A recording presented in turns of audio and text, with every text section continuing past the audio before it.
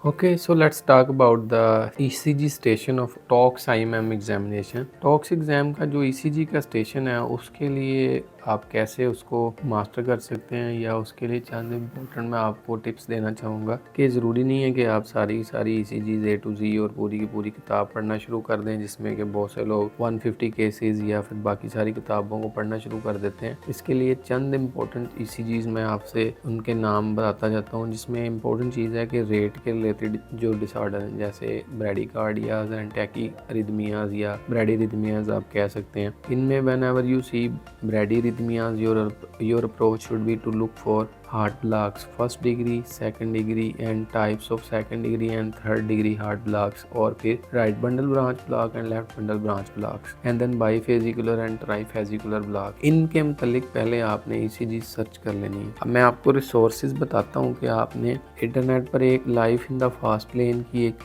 Website है को open करना है। गूगल में ये लिखना है कि हार्ट ब्लॉक ECG LIFTL, फिर उस पेज को ओपन करना है तो वहाँ पर आपको एक डिटेल डिस्क्रिप्शन मिल जाएगी हार्ट ब्लॉक के मतलब, जहाँ पर ECGs अटैच होंगी और पूरा एक रिटर्न थ्योरी भी मौजूद होगी। आप उसको स्क्रीनशॉट ले सकते हैं, ठीक है, और उसको आप सेव कर सकते हैं। इस तरह से आपको फिर बाद में रिकॉल करने में, रिवाइज करने में आसानी होगी। इसके अलावा इसी तरह फिर आप एक एक करके ये जो मैंने सारे नाम लिए हैं इनकी आप एक एक दफ़ा गो थ्रू कर सकते हैं। अब दूसरी साइड पर आते हैं टैकीरिथमियाज में। आपके पास जो है ज़्यादातर टैकीरिथमियाज जो हैं वो बेस्ड अपॉन QRS कम्प्लेक्स हैं, नैरो कम्प्लेक्स टैकीकार्डियाज हैं या ब्रॉड कम्प्लेक्स टैकीकार्डियाज हैं। उसको फिर आप इंडिविजुअली इसी तरह एक एक करके SVT, AFib, VFib, VT इनकी ECGs ओपन करें उस वेबसाइट से।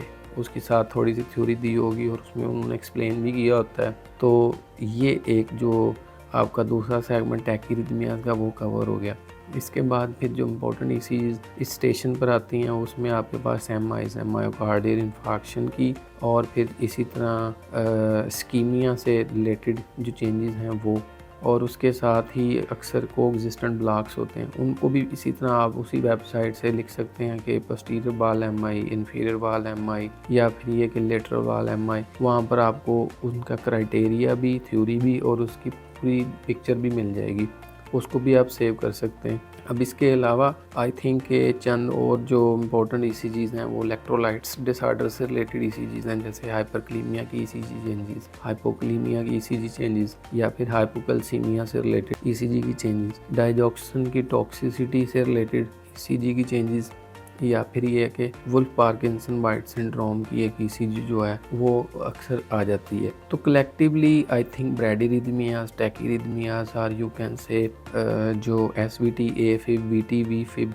और MIs और उनमें से आगे से डिफरेंट सब टाइप्स, ये ही कलेक्टिवली आपके पास ECGs हैं जो IMM के लेवल पर टेस्ट की जाती हैं। अगर आप इनको एक एक करके गो थ्रू कर लें तो आपका जो है वो ये स्टेशन अच्छा कवर हो जाएगा।